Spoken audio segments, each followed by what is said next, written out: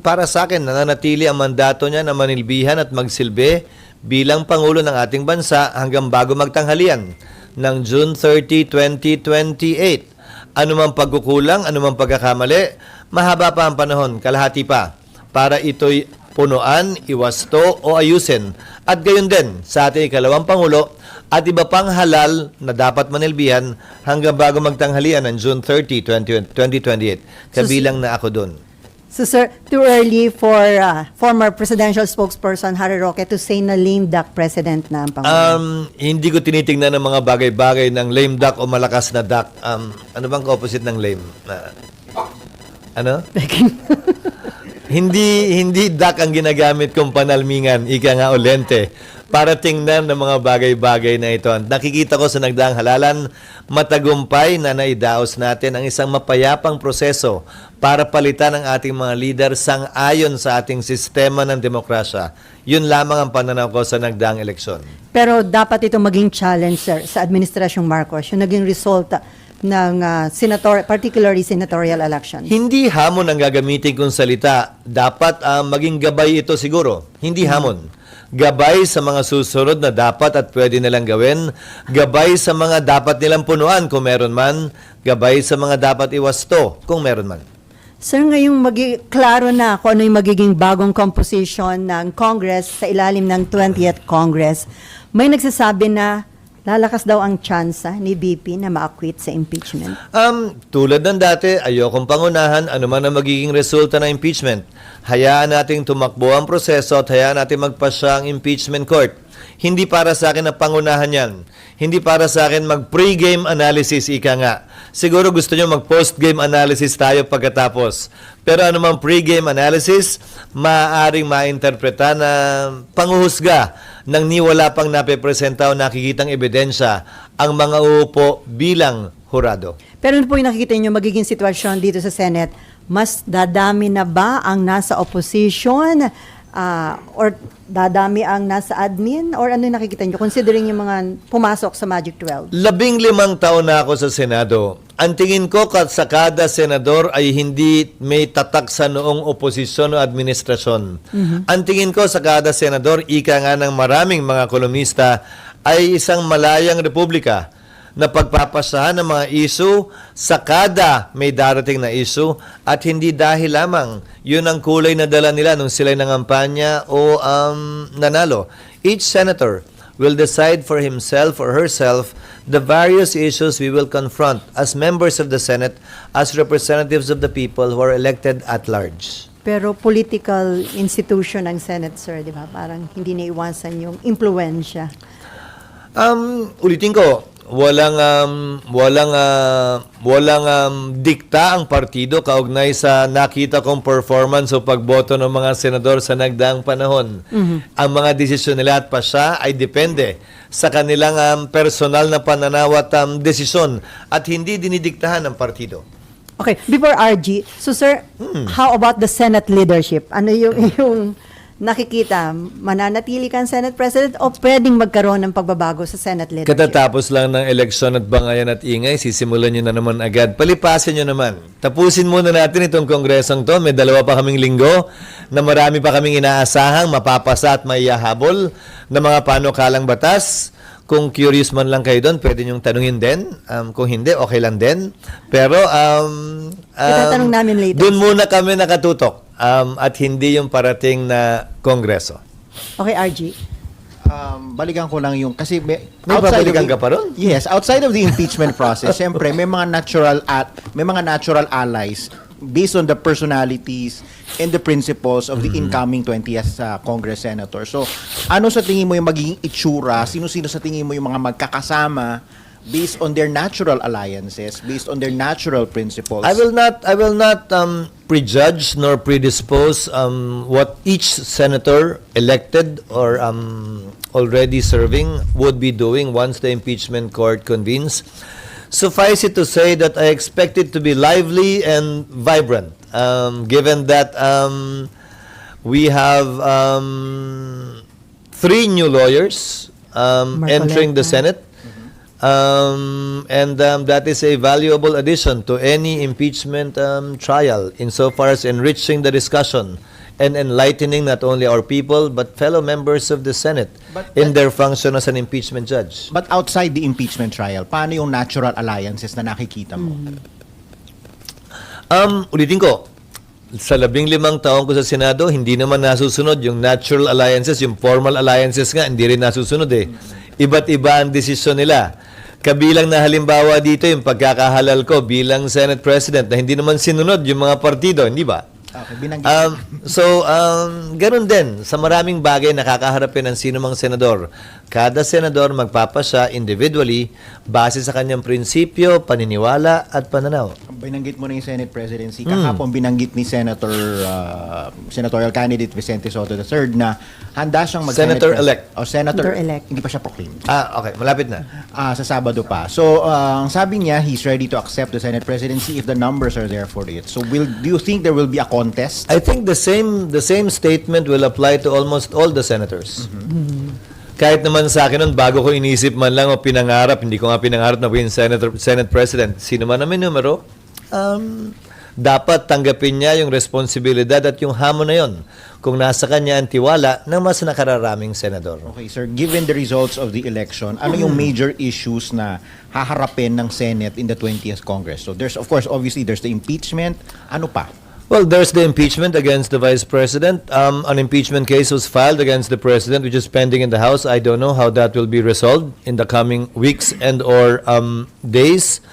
Nandyan yung mga panukalang batas na hindi namin mapapasa sa susunod na 2 linggo na kailangan pa rin bigyan ng pansin at tutukan sa susunod na 3 taon. Maliban doon, syempre, makikita mo na yung pagporma, paghahanda ng ilan na nangangarap, nag-aambisyon o nag-iisip na tumakbo sa mas mataas na posisyon o sa parehong posisyon, kabilang na ang Senado, pagdating ng 2028. Hindi ba parang awkward yun for you? Kailangan nilang harapin sa sarili nila, sa salamin at sa taong bayan, yung kanilang magiging pasya, kung ang nagdikta nga ba ng kanilang desisyon sa impeachment ay yung personal nilang interes o nakabatay sa ebidensya at sa batas at sa pananaw ng mas nakararami base sa kanilang napanood din na ebidensya ang kanilang magiging desisyon kaugnay ng impeachment. It is up for each senator judge to defend his or her position in connection with that after trial. Okay, my last question. Kasi kahapon, in-announce naman ng House that Attorney De Lima and Attorney Diokno, now Congressman Presumptive, will be joining the impeachment prosecution panel upon the invitation of the House leadership. So doesn't that feed into the theories that are circulating among some circles na there's this alliance between the administration and that color of the political spectrum? Hindi ako bahagi ng anumang koalisyon o alyansa ngayon at hindi ko pwedeng komentaryohan. Subalit, pasaya ng Kamara kung sino ang pipiliin nilang abogado o prosecutor, tulad lamang ng pasya ni Vice President Sara, yung kanyang pipiliing mga abogado at magtatanggol sa kanya. Hindi yan pwede pang himasukan ng impeachment court. Wala kaming say dyan. At hindi ko komentaryohan kung tama, mali, maganda o pangit yan. Pasya nila yan at wala kaming pakialam sa kanilang desisyon kaugnay sa bagay na yan. My very last question, last na talaga. Given all of those things na nasabi nyo kanina, all of these issues that you'll be confronted, may magagawa pa bang real na trabaho ang Kongreso in the next 3 years? Kasi baka maging busy na kayo sa politika. Bakit naman hindi? Buwang paniniwala ko na sa kabila ng impeachment, kaya inaayos namin yung schedule, ay meron pa rin kaming mapapasang mga makabuluhang panukalang batas.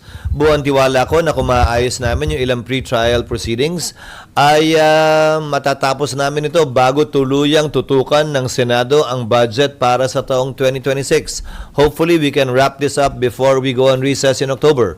Para pag-resume kung saan tatalakay na yung budget sa plenary, makatutok naman kami doon.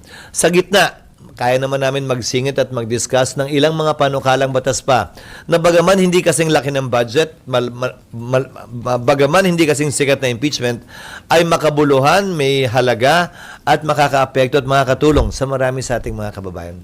Sir, considering yung sinasabing surprises sa naging result ng elections, lalo na sa senatorial, ano yung nakikita nyo na game changer? At dapat bang i-consider ito ng mga tatakbo sa 2028 kung ano man yun ang mga game changer dito sa election na ito? Sa strategiya, wala naman. Alam naman siguro at napansin ng lahat kung nagkaroon man ng anumang game changer nitong eleksyon, ayun yung mga kaganapan kaugnay sa politika at hindi kaugnay sa pangampanya.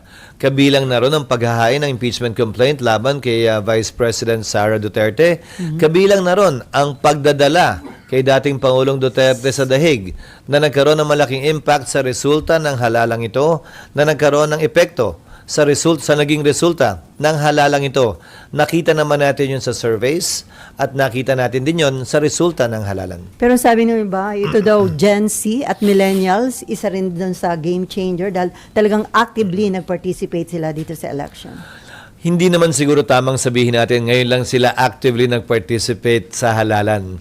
Dahil kung susuriin at titingnan nyo, bagaman mataas yung turnout, 80% di umano ayon sa PPCRB, bagaman hindi pa pinal, ay medyo bumaba yung threshold sa mga bumoto sa pagkasenador.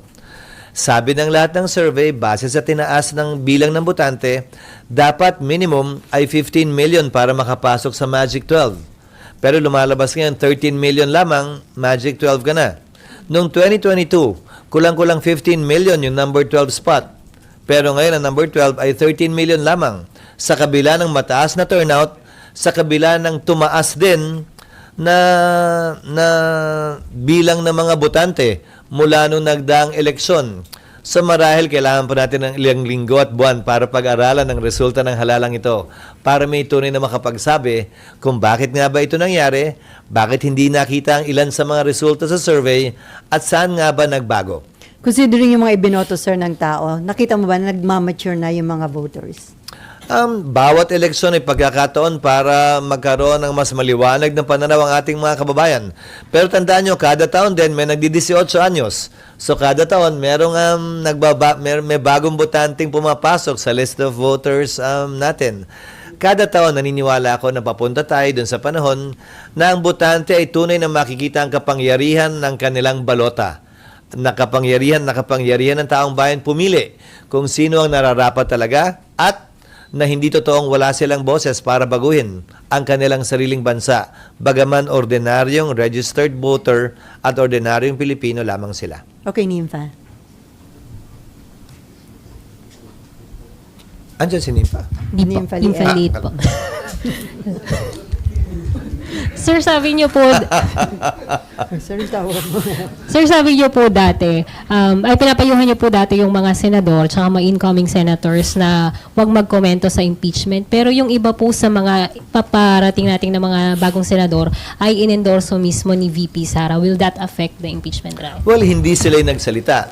Inendorso kamo sila ni VP Sara pero hindi mismo galing sa kanila.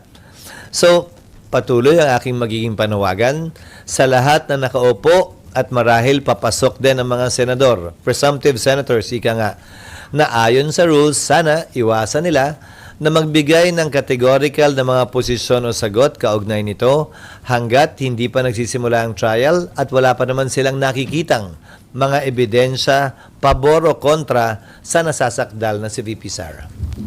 Magiging factor ba yun yung ginawang endorsement sa kanila, sa kanilang magiging decision? Sila lamang siguro ang makakasagot noon at hindi ako. But Mas historically, magandang sir, sila ang matanong kung sakasakali.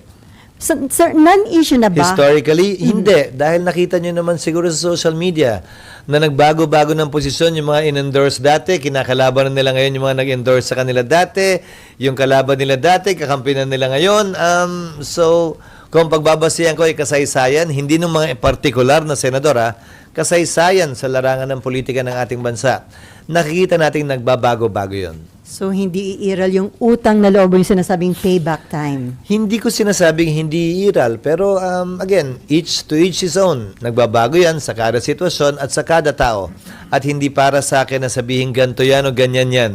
Mas maganda sila ang tanungin ninyo dahil sila naman yung nasa sitwasyong yan. So, sir, 100% sure na ba na magpapatuloy itong impeachment trial sa 20th Congress? Non-issue na ba yun na pwedeng ituloy? Kung nasimulan ito ng 19, pwedeng ituloy sa 20th Congress? Yun ang gagawin ng Senado kung hindi sang-ayon doon ang kampo ni VP Sara halimbawa, may karapatan silang iakyat yan sa Korte Suprema.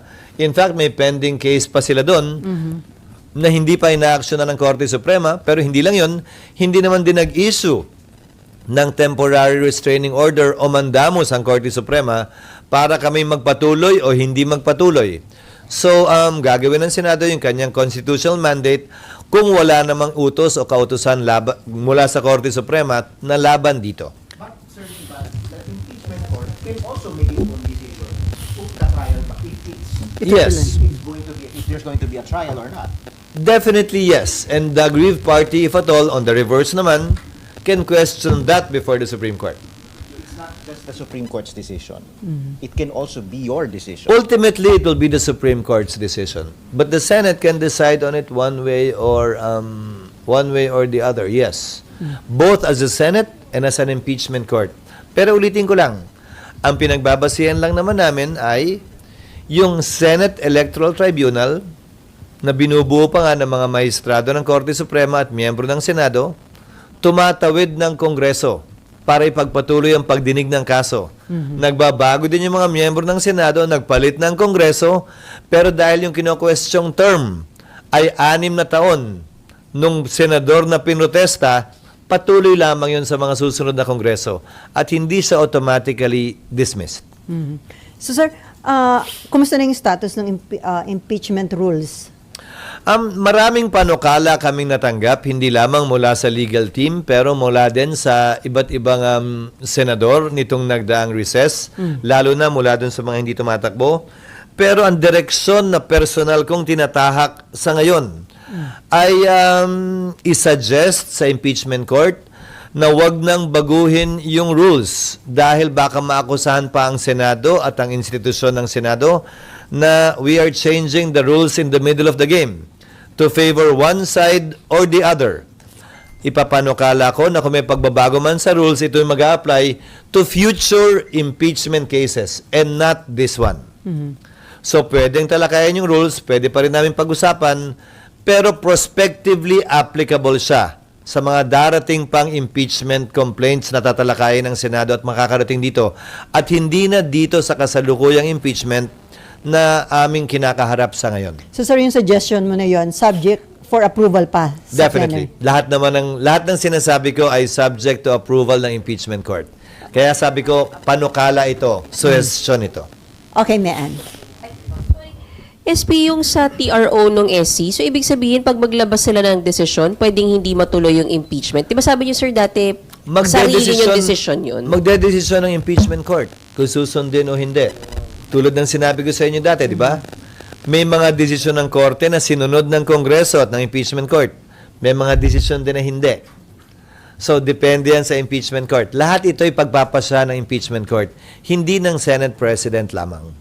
Sir, and then yung rules na, yung Not the rules, Senate, the impeachment court. sir, yung rules na gagamitin kay VP Sara ay yung ginamit kay, Yung kay- existing rules pa rin. Ang magiging pagkakaiba lamang ay nakalagay kasi sa existing rules that the rules of court shall be suppletorily applicable. Nagbago na ang rules of court mula nung panahon ni Chief Justice Corona, late Chief Justice Corona at ngayon. So yung mga pagbabagong yun sa rules of court, dala na sa rules na ito at hindi na namin kailangan baguhin pa. So ano yung i-discuss niyong rules pag open sa June 2? Yung existing rules pa rin. Initially, may mga sumusuporta na sir sa inyo ng mga senador do sa suggestion mo? Isasuggest namin formally ito at sa pamamagitan siguro ng press con na ito, makakarating sa kanila, isasuggest namin ito kapag ka nag-convene ng impeachment court. Sir, it is good ba kung before June 2, sa resumption kasi, magko-convene na kayo as impeachment court, tama ba? Bilang Senado muna, And then, yung pag-convene... magko-convert na lang kami The same into an date. impeachment court. Same date or June 3? So, better na before June 2, ay may decision na ang Korte Suprema dun sa mga pending petition? Hindi naman, basta walang TRO ang Korte Suprema, magpapatuloy kami. Kung may TRO sila, pagpapasahan namin kung anong gagawin namin, bungad ng TRO na yan. So, sir, on June 2, resumption ng session, and then sabi nyo nga possibly the following day pa yung pag-convene nyo bilang impeachment court, and then the same day din po yung take oath nyo bilang mga senator judges? Sa June 2 marahil, magpapadala kami ng notice sa Kamara itong linggong to, itong darating na linggo, na kailangan nilang ipresenta yung articles of impeachment or at least yung charges man lamang sa plenaryo ng Senado. Yun ang nakalagay sa rules namin na hindi ginawa sa mga nagdaang panahon. Pero nakalagay sa rules yun. Nasusundan lamang naman namin. That is the formal procedure para officially ma-take cognizance na ng Senado ang impeachment. Hindi yung pag-file nila sa SecGen. Yung pagbabasa ng articles of impeachment in plenary nakalagay sa rules namin by the prosecutors. And then the Senate can take cognizance of it, and that will now be used as the basis to convene the impeachment court. Like what I was saying before, hindi filing ang magti-trigger ng impeachment court. It is the Senate plenary taking cognizance of it. Kaya kailangan basahin yung impeachment complaint sa plenaryo. Noong nagdaang panahon ang gumawa niyan, majority leader lamang. Pero hindi yan ang nakalagay sa rules namin at hindi yan ang nakalagay sa President sa Amerika na pinagkopyahan natin ang impeachment rules natin. Dapat basahin ng prosecutors yan formally, at least yung 7 charges, and then the Senate will refer it to the appropriate committee, and that will now be the basis for the convening of the impeachment court, either the same day or the following day. Okay, Myla. Sir, paano sila Yung robe, may utang pa ako sa'yo. nga, sir. Naalala ko yan. Paano sir ma-recognize yung yung prosecution team kung hindi pa kayo naka-convene as impeachment court? Paano nila babasahin? Kung if that happens Sa plenary first time- gagawin yun. Yes, sir. No, Paano we will sila ma-acknowledge? Hindi pa sila prosecution. Ang maging members of the House who filed the impeachment complaint, they will have to designate who will read it. And I'm assuming ito yung mga prosecutors din na i-assign nila. So this is the first time na mangyayari, sir, no? So hindi ko lang ma-picture. So i-recognize sila as paano yung, di ba, you are in session. Paano i-recognize sila? They will be called upon in plenary to read the articles of not the whole articles, the charges at the very least, and to submit the rest formally for the record in the Senate. First time siya, pero yun ang nakalagay sa rules. Bihira naman ang impeachment at hindi nagawa dati, pero hindi rason yun para hindi namin sundin ngayon yung nakalagay sa rules. Okay, si Mav and then Raymond. Mav, Mamaya na yun. sino daw? Di Sir, ba, considering ang lang... dami na nangyari? sir, hindi niyo pa kami dinadala dun eh. Ang dami nangyari. Teka muna. Sir, considering lang po yung current cast of characters ng impeachment trial, are you expecting or are you concerned na magiging medyo circus-like yung dito sa Senate, yung trial mismo? No. Yung papasok ng mga miyembro ng Senado, hindi ba? 5 re-electionista, 4 na dating senador, 3 na miyembro ng Kamara na mula sa Kongreso na magiging bahagi, maliban sa aming 12, ng 20th Congress. So, mga veterano, batikan sa legislation, sa parliamentary rules ang mga ito, at inaasahan ko magiging maayos ang Senado. At sino man na magpe-preside, lalo na kung ako yun, titiyakin ko that order will be maintained. Para sa gayon, ang proseso ay dumaloy ng mapayapa, maayos, at ng mas lalong maintindihan ng ating mga kababayan, yung pinapresenta ng magkabilang panig. Sir, wala namang kasi medyo may mga nakita na tayo in previous hearings na may mga outbursts, emotional outbursts. Bahagi yun, but we will maintain order and we will keep order within the impeachment court. We will make sure of that. With the help, of course, of the other members as well as the sergeant at arms if necessary. Pero sir, pagdating sa prosecution, malaking bagay ba yung pagpasok nga ni na Dilima at saka Cheljok, no? Mas magiging exciting ba ito? Hindi para sa akin na sabihing maganda nga o pangit yon. Hindi para sa akin sabihing magaling o hindi yon. Mga di-kalibre kasi itong mga to, sir. And considering yung nag-experience ni Dilima under the Duterte administration. Well, they are both practitioners. On the part of Chel as a human rights lawyer, on the part of of Secretary Senator Laila as an election lawyer, I believe, when she was practicing and before she became DOJ secretary.